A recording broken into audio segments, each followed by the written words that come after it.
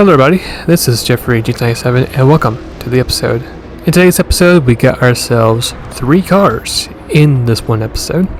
Starting off first, we're going to be using the Nissan 300C at Tokyo Expressway, which is going to be our only run using the PS5 controller. After we get done doing this particular guide, the next 2 builds are going to be just like very similar to the first build. The next one is going to be the Silvia K S14, which I had a request to basically make this particular build. So NASCAR does come to Le Mans once again in really great fashion using the GameStop custom Gran Turismo 7 paint job. So I'll showcase what to particularly search for that particular livery. If you want to have it in your own car, you can. And to wrap it up, at the end of the episode, we're going to be using another classic and another request build using the Mercedes-Benz 190E. So, got ourselves 3 great builds, 3 swap builds, and hopefully at the end of this episode, these builds will help you out in either your Tokyo grinds or your Le Mans grinds. So without any further ado, let's go ahead and jump into the episode. So starting off first with the Nissan Fairlady 300 2-seater car. You can find this car at the used car dealership. It's still there for right now, so I would recommend going to go ahead and grab that car.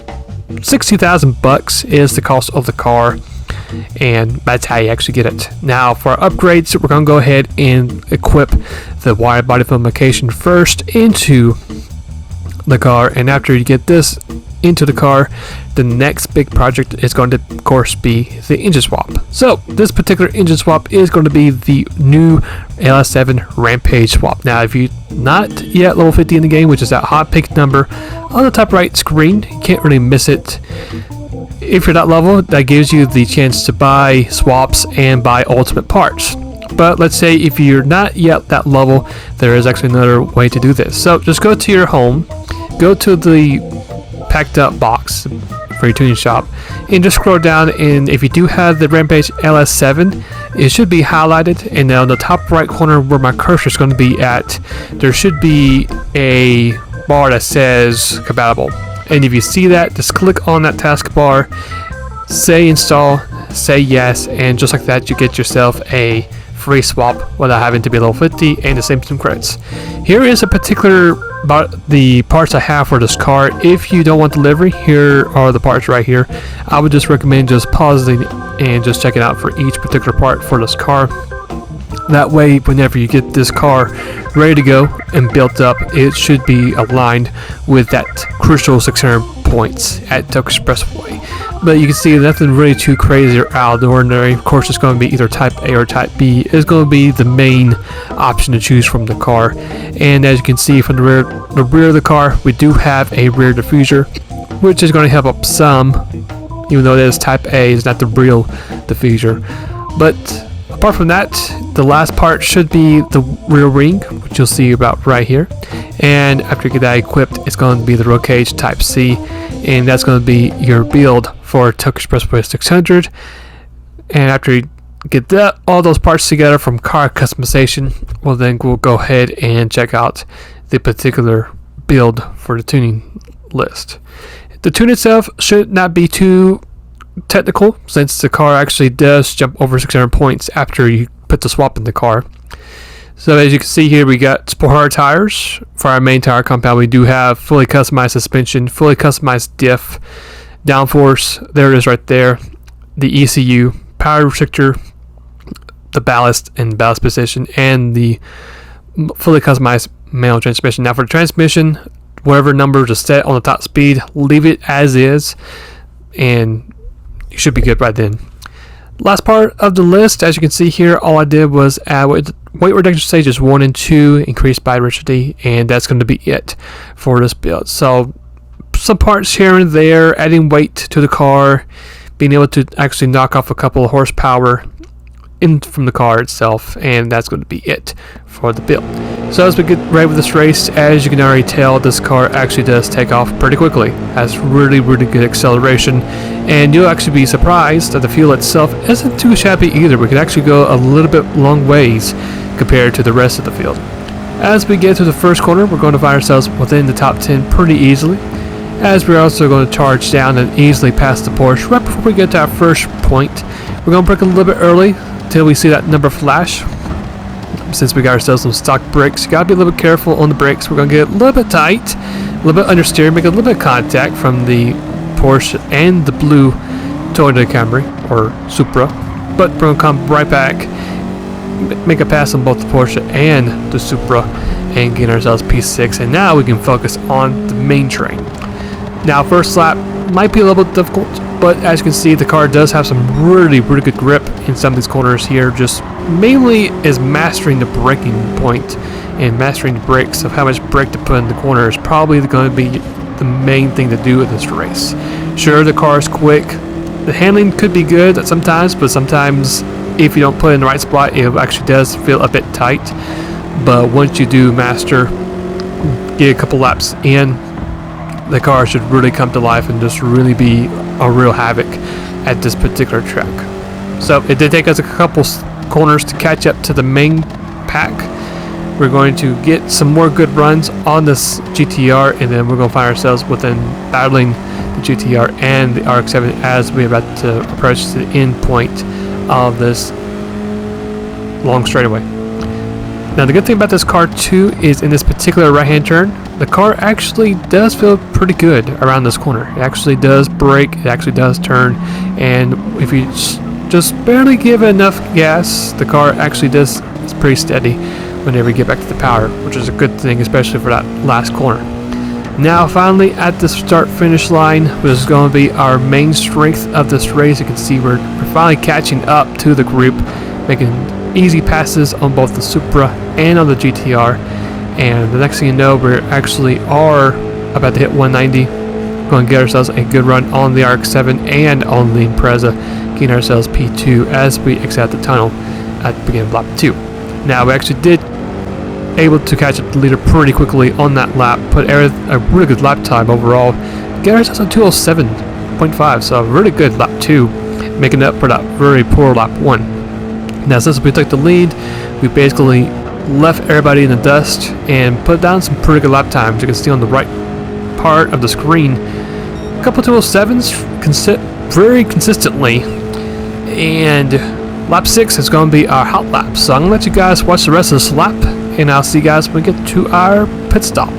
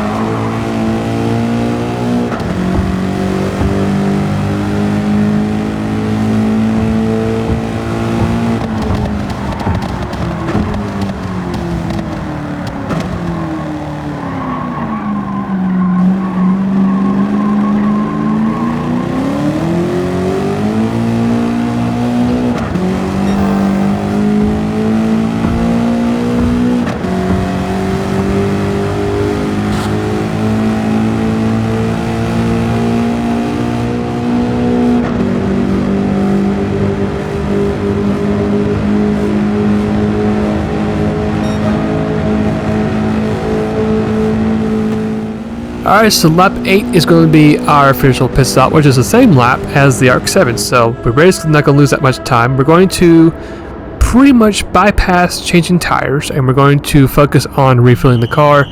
We're going to refill it at least 53-54% just to give us a little bit of that cushion, and just make sure we do have enough fuel to finish up the race. That's the main goal. After we get our pit stop done, we're going to go ahead and just do a couple more time trial laps just by ourselves, and that's going to be it for our first run. And I would say not too bad for this car. We're going to be right at 26 minutes and 8 seconds, so pretty good time overall for this car. Felt really good to drive, even with its older age compared to the rest of the field. So if you do have the car and the engine combo, would recommend trying it out. And for some reason if it doesn't work out for you this track, I will highly suggest saving this car for Le Mans, because this car is very, very quick and has some decently good handling too. Now for the Silvia K, unfortunately this car has officially sold out, so hopefully you were able to get your hands on this car. If you haven't, unfortunately you have to wait till the car does return back into the used car dealership. But if you do have it, we'll continue on. Our first step, just like we did with the Nissan 300, we're going to go ahead and add that Y body first into the car. And after that, we are then going to put the swap. Now this particular swap we're going to be putting in this car is going to be the new Nismo swap, which was added from the latest update. And you can see overall very good engine. You might gain a little bit of weight, but despite the numbers, the car is going to be really, really good for the new swap. So for the particular livery, just search up GameStop. That's all you gotta do, and you should be able to find it easily. Here are the parts from car customization, just in case you do not want the GameStop NASCAR livery and you want to pretty much copycat whatever I have on my car, then you're more welcome to do so. But I would say, with this custom GameStop livery with the Gran Turismo 7 on the hood, actually does look pretty good on the car, despite it never really showing in a real NASCAR race. But after you get your parts together, you should be good to go and be ready for Le Mans. And with Le Mans, that's going to give us a bit more leniency to put some more parts, extra parts, compared to what you would do at Tokyo Expressway. So after we get done with our particular build, let's now go ahead and switch over and check out the tuning list. My particular run, we're going to have racing beam tires for our main tire compound, fully customized diff and suspension. There's a downforce right there with some ballast and increase or fully customized manual transmission. Same thing like with the transmission, just whatever number it says on the kilometers, keep it as is. There's no need to fine tune it. And then for the other part of the list, all you can see is normal until we actually do purchase increase by registry, and that's going to be it for the build. So this build, you could pretty much play with it a bit more compared to a Tokyo build. So if you want more downforce, you can just take off some HP, or even keep it as is. It's up to you. As we get started with this race, the car actually is pretty quick and drives pretty good too. Now in this particular race, both with this car and with the Mercedes-Benz 190E, I've actually drove this car using my Logitech Joy G29 and felt pretty good driving the wheel on this car. Now there were some parts that actually did feel a little bit loose, but despite that, the car was very quick, very planted on the track. I was able to really, push the car and not having to worry about the car spinning out or anything like that. I felt pretty comfortable in this particular car, especially once we get to that main straight. That's going to be your main strength of the car. For fuel, we got ourselves set to map 1. You should last about an average 2 laps at the most with this map 1. So if you want to try to stretch it out, you can. I would suggest maybe map 3 or map 4 if you really want to stretch it out. Of course, there's map 6, which is also another good choice, since you can just see how quickly the car is on the straight. I mean, we're easily the fastest car when it comes to speed. So if you want to do map 6, I'm pretty sure you really won't lose any time really on the main leaders with map 6 if you are willing to stretch it a bit further and would like to pretty much sacrifice that speed for extra long distance with the car. But as you can see, we unfortunately did pick up ourselves a half-second penalty, but just by the pace of the car, we're not worried too much about the penalty. We're going to go ahead and get ourselves P3 and P2 quite easily, and as we approach this chicane, we're going to easily cruise on by with the Swift, sends it through this corner, and just like that, got ourselves the lead and basically ran away from it. So lap 2, this was a very crucial part of the race. So we come to pit road. I do see we got a rain shower coming from the south. It's about to head up toward the north to our direction. Went ahead and just mainly didn't change tires, just add fuel to the car. Now this was a pretty tough call because sometimes it can either go your way or it can completely go against you. And unfortunately, in this particular pit stop, we should have really went for intermediates, because you'll see in a second why that's the case, or what might have been better in that matter. But for our pit stop, all I'll be doing here, of course, is refueling the fuel. Now, thankfully, the tires are in good shape, which I felt really good for the tires. That's why I didn't change them at all. There was hardly any tire degradation, which was great. But as you can see, we got ourselves some deep blues, dark blues.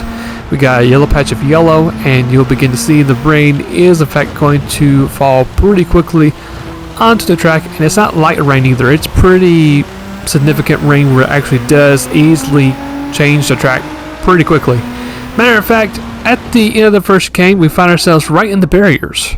So yeah, it wasn't the best time to be on slicks on this track. You can see how much water we gained from just a little bit matter of time.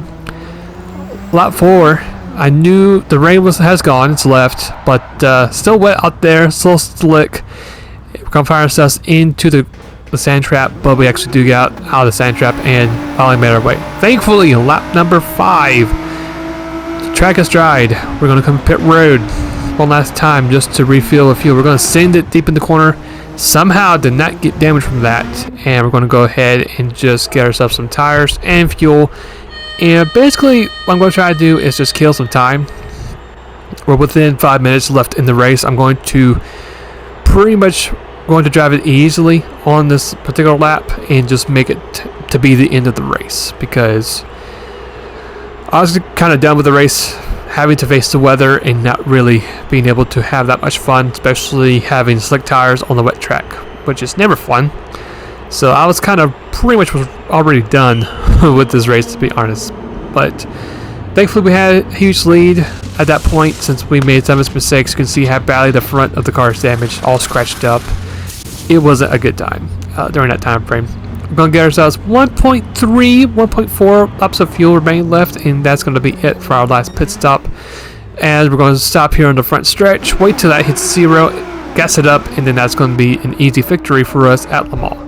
May not have been the cleanest one, but it got the job done, and basically just beat the competition pretty easily. It got ourselves that clearance bonus, and that's going to be it for race 2. For our final race, the Mercedes-Benz 190E can be found at the Legends car dealership. However, at this time, it's not in the game. It was in the game about last week or 2 weeks ago, but if you do have the car, we'll go ahead and continue on. As you can see, I do have both the wide body and the engine swap equipped, and I'll mention when we get to our build what that particular engine is. That way, it'll give you a shot to go to your garage and see if you do have it or not. So after you get both the swap and the wide body installed, here are the parts that I'll be using for this car. Here are the rims. I really recommend if you go ahead and just put these rims on the car. It's going to help out a lot in this particular car. So there are the rims, just in case you want them. There they are.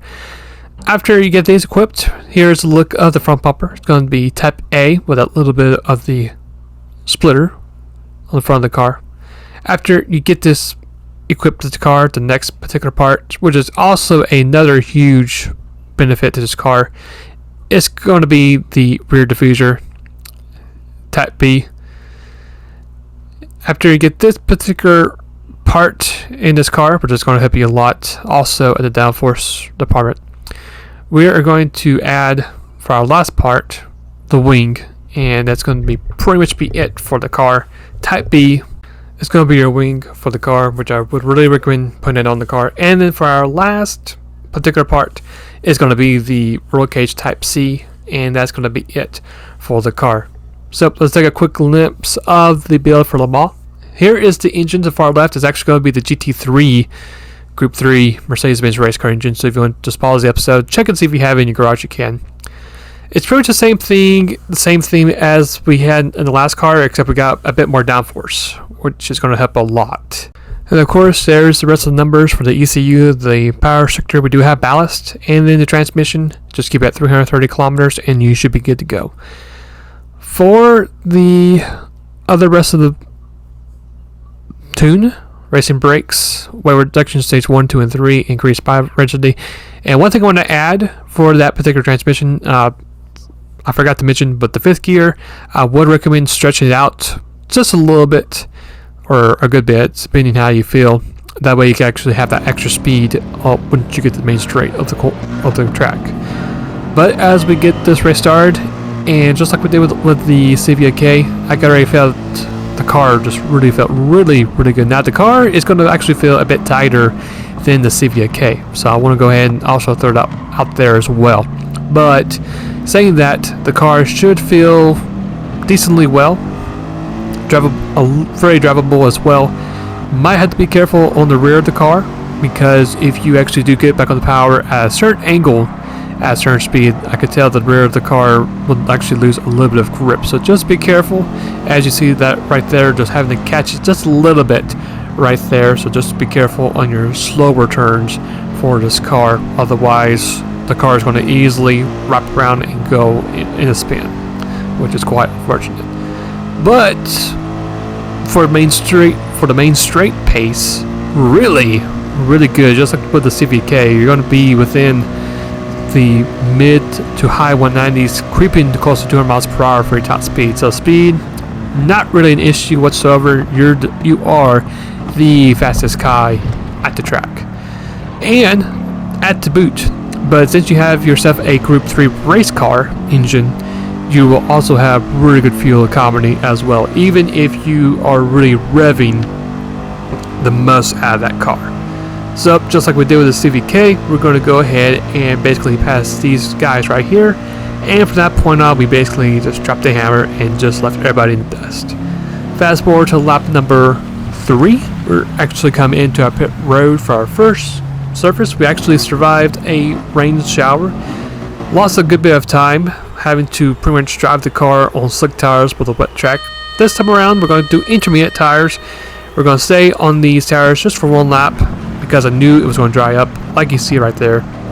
We'll go ahead and basically come in possibly for our last pit stop for the race. All I'll do here is just switch back to slicks, get ourselves all the way to fuel 100%, and just drive a couple more laps. And we actually did manage to pretty much able to stretch up the rest of that fuel, and that's going to be it for an easy win at Le Mans, and a bit cleaner and much better than what we did with the CVK. Got ourselves yet again another clearance bonus, and that's going to be it for the whole entire episode with these 3 builds. So hopefully the 3 builds help out. If you guys enjoyed today's episode, I'll go ahead and leave a like. Here is the next preview. It's going to be using the Lamborghini Reventon at Tokyo Expressway. Looking forward for this build. Can't wait to see what I can do with this particular build. So stay tuned for that.